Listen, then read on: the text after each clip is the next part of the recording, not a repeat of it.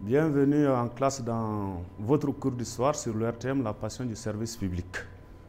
Donc, après la division du monde en deux blocs, nous allons aujourd'hui nous intéresser, bien sûr, à la décolonisation, qui est également l'un des facteurs les plus importants, n'est-ce pas? Donc, un événement très important dans l'histoire contemporaine. Donc, nous allons, bien sûr, voir aujourd'hui les facteurs de cette décolonisation dans la séance numéro 1.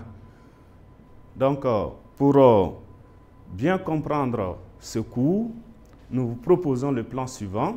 Donc, nous allons faire d'abord une introduction. Après cette introduction, nous allons nous intéresser aux facteurs internes ou endogènes. Après ces facteurs internes ou endogènes, nous allons nous intéresser aux facteurs externes ou exogènes et terminer notre travail par une évaluation. Voilà, donc nous vous donnerons bien sûr quelques questions que vous allez bien sûr traiter à la maison. Voilà, donc sur ces chers élèves, donc il faut retenir quand même que à la fin de la Deuxième Guerre mondiale, donc, nous allons bien sûr voir que l'émancipation, bien sûr, des peuples colonisés va s'imposer, bien sûr, aux puissances colonisatrices. Donc, nous allons voir, bien sûr, que les mouvements nationalistes vont être organisés et ces mouvements organisés, n'est-ce pas, donc vont aboutir à ce qu'on va appeler, bien sûr, la décolonisation. Donc, vous comprenez bien sûr, chers élèves, avec moi, que la décolonisation, c'est tout un processus. Donc, la décolonisation n'a pas été acquise d'un seul coup. Donc, c'est un processus. Donc, un processus, bien sûr, historique, par lequel une colonie, n'est-ce pas, donc, devient indépendante de sa métropole. Une colonie, c'est quoi? Une colonie, c'est juste un territoire qui se trouve sous la domination d'une grande puissance. Donc, et une métropole, c'est la puissance colonisatrice. Donc, vous allez voir bien sûr que cette décolonisation, voilà, donc, va se traduire par quoi? Tout simplement par une rupture, n'est-ce pas? Donc, de tous les liens, surtout politiques, qui existaient entre les colonies et leurs métropoles.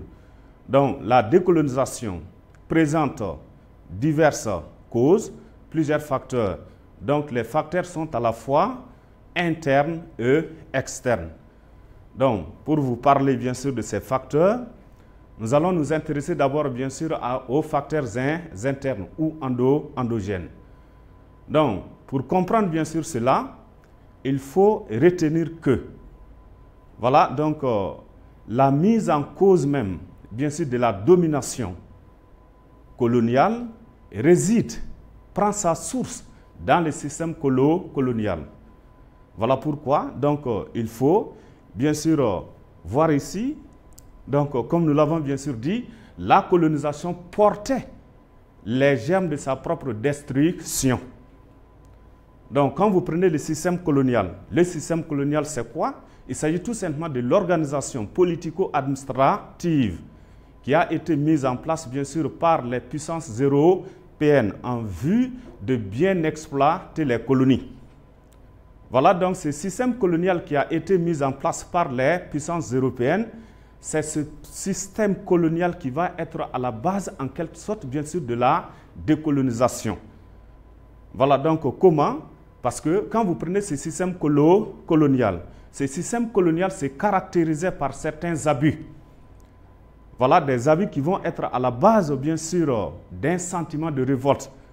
Voilà, donc ces abus vont provoquer, voilà, donc bien sûr, une révolution dans les différentes colonies. Et c'est ce qui va aboutir, bien sûr, à la décolonisation. Donc, pour bien comprendre toujours, n'est-ce pas, ce système colonial qui a été mis en place par le colonisateur. Donc, quand nous prenons par exemple l'exploitation économique, cette exploitation économique se faisait au seul profit, hein, voilà donc de la métropole. Donc, exploitation économique, il s'agit ici, par exemple, de l'exploitation des ressources minières, des ressources, n'est-ce pas, énergétiques, mais aussi agricoles. Donc, ces ressources minières et énergétiques des colonies, hein, étaient exploitées, bien sûr, par le colonisateur. Hein, voilà, donc, pour pouvoir alimenter leurs industries. Donc, et quand vous prenez encore les terres agricoles, ça c'est également des ressources. Ces terres agricoles étaient exploitées. Voilà, nous pouvons par exemple prendre l'exemple ici, chez nous, la zone du delta intérieur du Niger. Donc, comme vous le savez très bien, ça c'est une zone qui est très riche. Les terres sont très riches dans cette zone.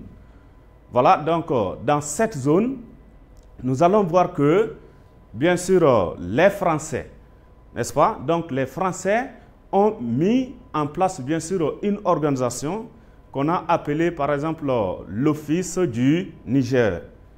Donc, cet Office du Niger a été créé dans le souci, bien sûr, de faire quoi? Dans le souci d'exploiter ces terres, hein, ces terres de la zone de l'Office du Niger, afin de promouvoir la culture, bien sûr, du coton et alimenter, bien sûr, l'industrie textile, bien sûr, de la France. Voilà, donc, et quand vous prenez toujours avec cette exploitation économique, donc vous allez voir que le colonisateur, par exemple, a créé ici en Afrique, voilà, donc, va réaliser certaines infrastructures comme des chemins de fer. Ces chemins de fer ont été, bien sûr, construits afin de pouvoir faciliter l'acheminement des ressources minières et énergétiques, n'est-ce pas, donc des pays qui se trouvent à l'intérieur du continent africain vers les pays se trouvant sur la côte. Par exemple, le Soudan, hein, français, le Mali, n'est-ce pas, donc vers le Sénégal. Donc, c'est ce chemin de fer qui relie Bamako à Dakar. Ce chemin de fer a été construit dans ce contexte. Donc, maintenant, quand vous prenez, bien sûr, la construction de ce chemin de fer, voilà, donc les travaux techniques, bien évidemment, étaient réalisés par les colonisateurs. Mais les travaux durs étaient, bien sûr, réalisés par les indigènes, c'est-à-dire la population, hein, indigène, la population africaine. Donc, c'est là que la population africaine a été exploitée. L'exploitation du capital humain. Donc, et quand vous prenez cette exploitation du capital humain, cela va entraîner aussi, bien sûr, un sentiment de révolte. Un sentiment de révolte du côté, n'est-ce pas? Donc, bien sûr, des indigènes. Donc, la population indigène avait en quelque sorte de la haine de voir, bien sûr, le colonisateur qui est considéré comme un étranger qui ne cherche, bien sûr, qu'à tirer profit. Voilà, donc, ça, c'est des facteurs, n'est-ce pas, donc, qui ont mis en cause, bien sûr, la domination coloniale. Donc, et après, donc, il faut retenir que toujours dans le cadre, n'est-ce pas, donc, d'une bonne exploitation des colonies, hein, donc certaines puissances colonisatrices, surtout la France, donc, ont adopté une politique qu'on a appelée la politique de l'assimilation. Donc, il s'agit de quoi ici? Il s'agissait de faire en sorte que le mode de vie, bien sûr, de la France soit, bien sûr, hein, imposé, soit répandu, n'est-ce pas, donc dans les colonies. Donc, une façon de faire pratiquer leur culture, hein, dans leur colonie. Donc, ce qui a amené, bien sûr, le colonisateur, par exemple, bien sûr, à nous imposer leur religion. Donc, qui n'était autre à l'époque que le christianisme. Donc, le christianisme nous a été imposé. Donc, et quand vous prenez ce christianisme, voilà, donc, ce christianisme va être aussi, bien sûr, favorable, nous pouvons dire, à la décolonisation. Parce que l'Église qui était là pour pouvoir diffuser, n'est-ce pas? Donc, pour pouvoir promouvoir l'expansion, bien sûr, du christianisme, nous allons voir que l'Église là va diffuser, hein, faire, n'est-ce pas? Donc, la diffusion de quelques concepts d'égalité entre les hommes, et cela sans distinction de couleur et d'origine. Donc, cela voudrait dire quoi? C'est-à-dire que quand vous prenez la religion chrétienne, donc la religion chrétienne, hein, recommande bien entendu l'égalité entre les hommes. Voilà, et quand vous prenez bien sûr la colonisation, il n'y avait pas cette égalité. Donc, le christianisme, à travers l'Église, dénonce bien sûr l'inégalité qui existait avec bien sûr la colonisation. Donc, vous voyez bien, donc l'Église est arrivée dans le cadre de la colonisation, mais c'est l'Église-là qui est en train, bien sûr, de dénoncer des principes de la colonisation. Voilà pourquoi on vous a dit, hein, depuis le départ, que la colonisation portait les germes de sa propre destruction. Donc, en plus de cela, il faut retenir que, toujours, n'est-ce pas, donc dans le souci de bien exploiter les colonies, les puissances colonisatrices ont eu à créer des écoles ici, par exemple en Afrique. Donc ces écoles ont été créées pour leur propre intérêt. Ces écoles ont été créées bien sûr pour former des premiers interprètes. Parce que quand ils arrivaient, les Blancs, donc ils ne comprenaient pas notre langue. Ils ne comprenaient pas par exemple les langues africaines. Donc il fallait former des gens qui allait servir maintenant, bien sûr, d'interprète. Donc, c'est dans ce contexte-là que le colonisateur a construit des écoles.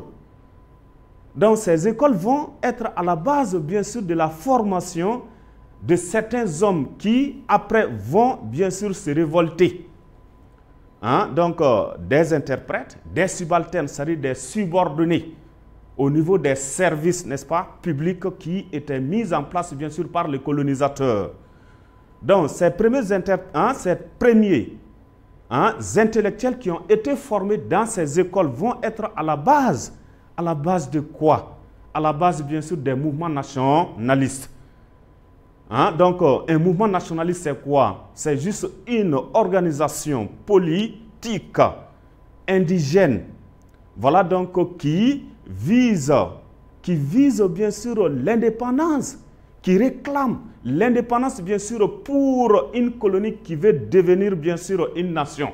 C'est ça le mouvement nationaliste. Donc les intellectuels qui ont été créés dans des écoles bien sûr créées par les Blancs, ces intellectuels-là vont alors prendre conscience tout simplement de ces contradictions du colonialisme. Hein? Voilà donc, ils vont créer des mouvements nationalistes. Et ces mouvements nationalistes vont organiser des luttes de libération nationale. Voilà, donc des syndicats vont être créés, des partis politiques, comme par exemple le RDA, le Rassemblement démocratique africain, créé ici bien sûr à Bamako. Donc vous avez également bien sûr, les partis algériens, les partis populaires algériens qui a été créé en 1937. Vous avez également l'Action marocaine qui a été créée en 1934. Donc vous avez aussi, bien sûr, la Confédération générale, n'est-ce pas? Donc des travailleurs de l'Afrique noire qui a été créée, bien sûr, par Sékou Touré de la Guinée-Conakry. Voilà, donc ces mouvements nationalistes alors vont mener une lutte, voilà, souvent dans la violence, souvent de façon pacifique.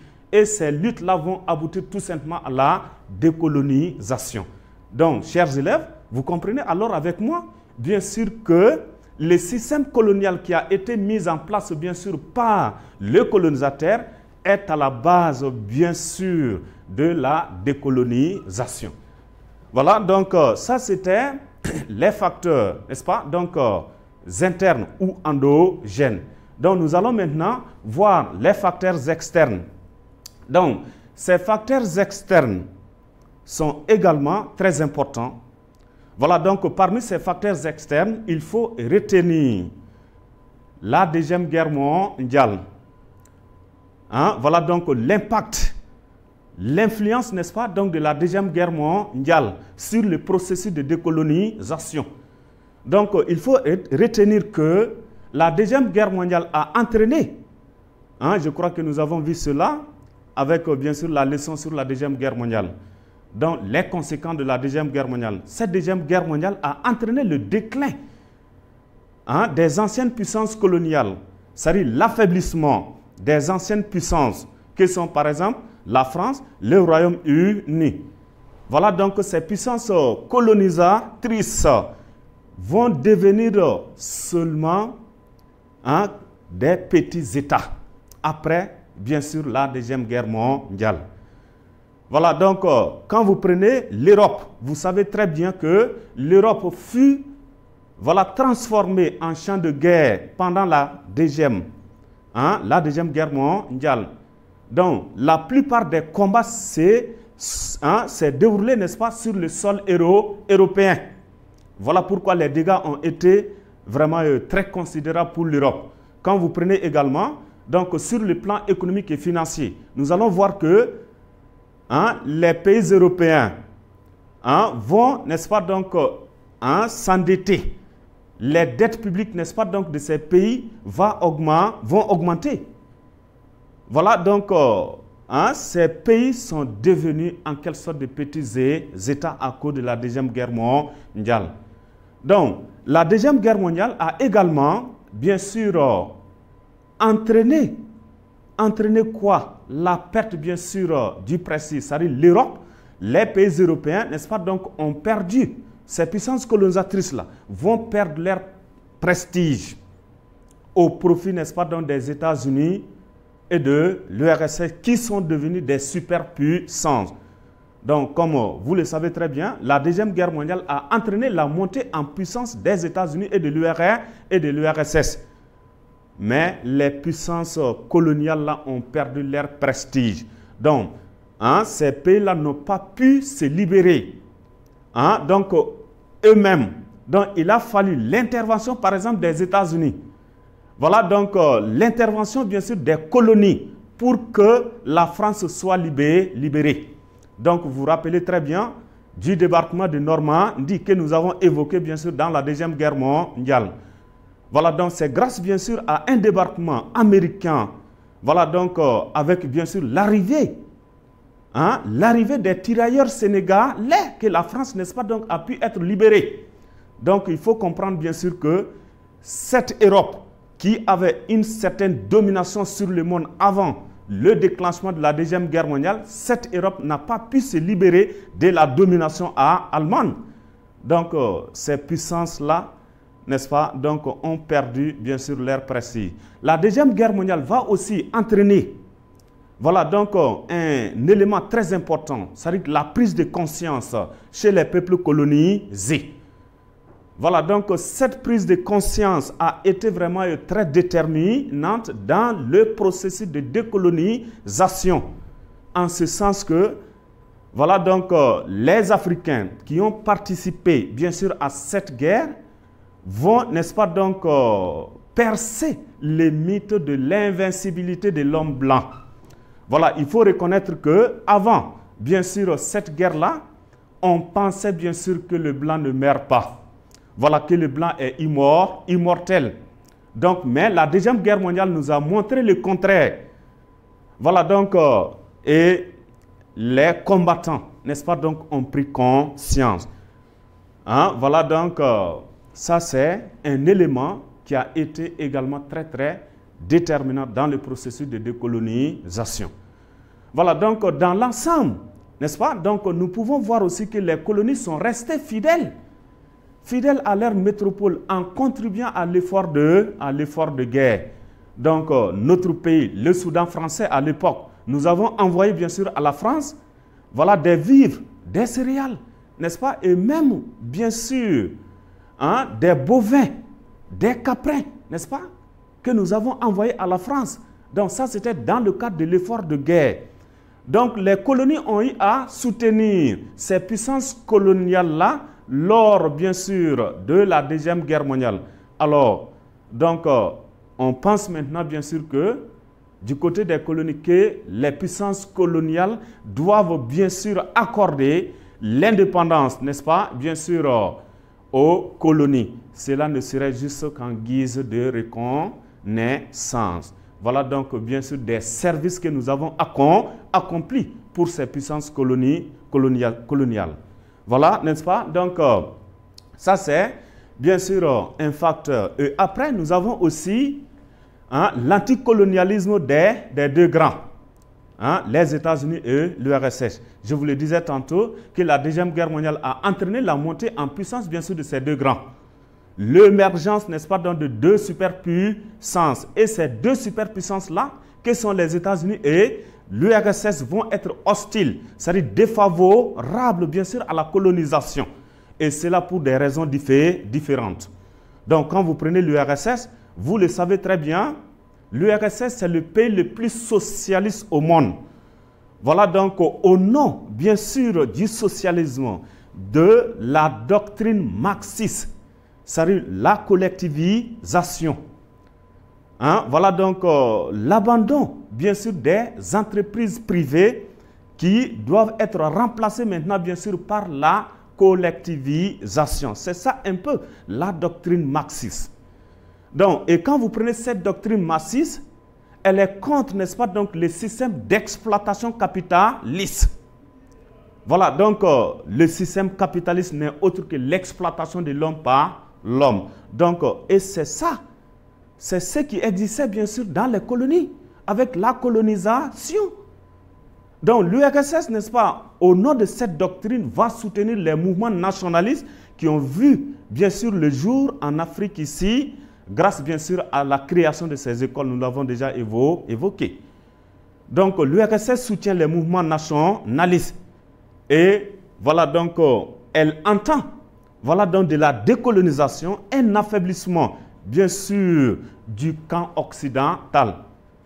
Voilà, et une adhésion des peuples libérés. C'est-à-dire que si l'URSS va soutenir les mouvements nationalistes, voilà, les pays qui vont accéder maintenant à l'indépendance, voilà, l'URSS souhaite alors, bien sûr, les accueillir dans son camp. Donc, vous voyez bien, il y a même un peu... bien sûr, l'idée de guerre froide ici. Donc, et quand vous prenez du côté des États-Unis, les États-Unis, retenez que les États-Unis même constituent une ancienne colonie. Donc, la colonisation, c'est un mauvais souvenir pour les États-Unis. Vous avez appris bien sûr que donc, les États-Unis, n'est-ce pas, donc, ont été créés à la suite, bien sûr, de l'indépendance des 13 colonies britanniques, et cela le 4 juillet 1776. Donc, à savoir aussi que les États-Unis avaient leur domination sur un pays, à savoir les îles Philippines.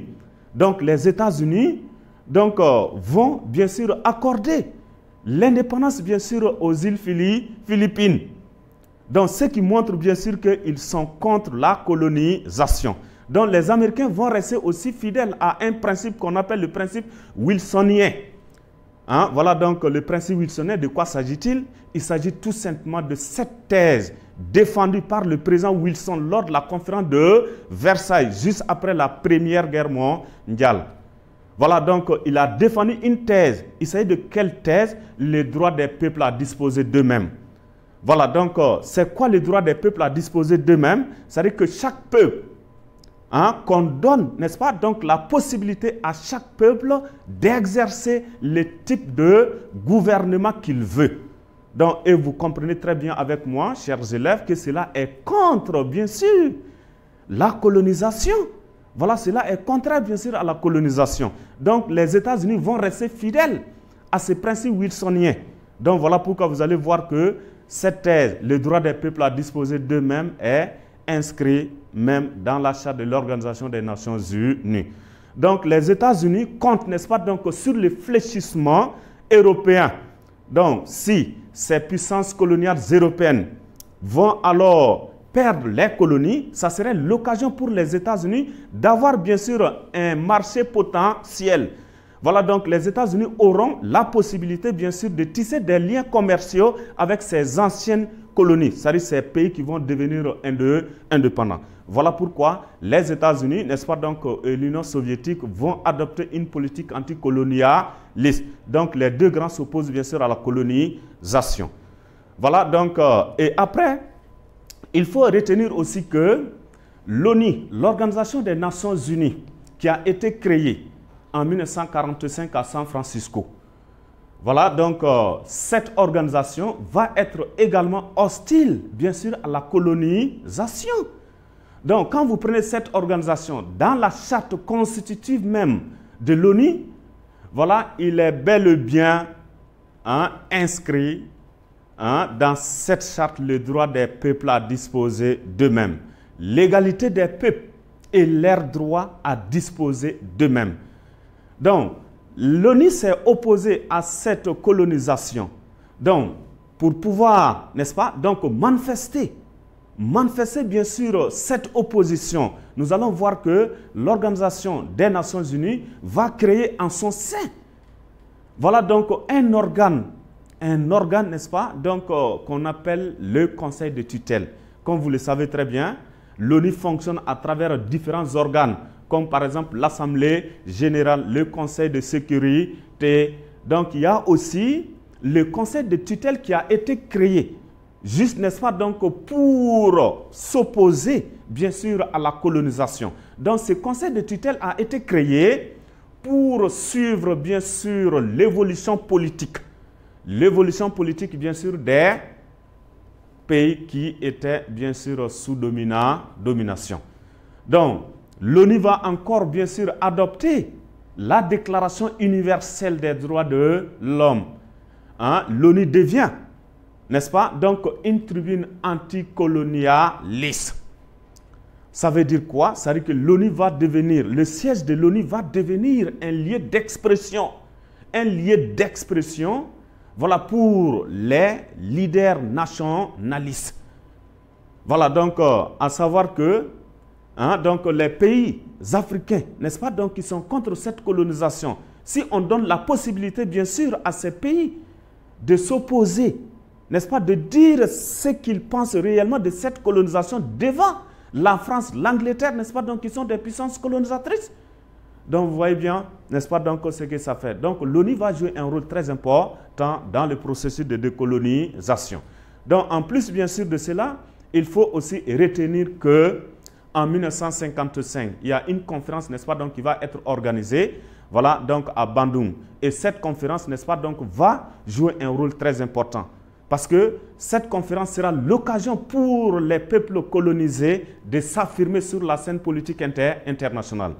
Donc, c'est une conférence qui s'est réunie du 18 au 24 avril 1955 à Bandung, en Indonésie.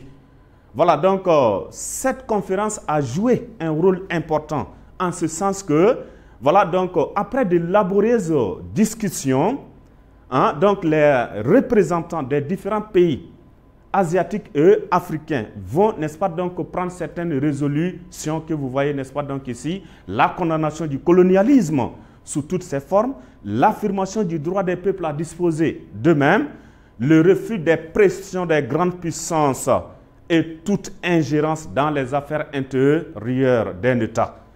Voilà, donc, cela va permettre, bien sûr, donc, d'accélérer le processus de décolonisation à travers, n'est-ce pas, donc, le monde et surtout en Afrique. Voilà, donc, un peu la conférence de Bandung qui a été aussi très déterminante dans le processus de décolonisation. Donc, c'était là un peu, n'est-ce pas, donc, les facteurs de la décolonisation. Donc, pour me rassurer maintenant, bien sûr, que vous avez compris, bien sûr, ce cours, je vous demande, n'est-ce pas, donc, de traiter ces différentes questions à la maison. Donc, vous allez expliquer les mots et expressions suivants: la colonie, l'assimilation, la métropole, le mouvement nationaliste, le régime de l'indigénat, le système colonial. Et après, voilà, donc, vous allez montrer que la décolonisation tire ses origines du système colonial. Voilà, donc, sur ces, chers élèves, je vous remercie. Bon courage, n'est-ce pas, donc, à la prochaine.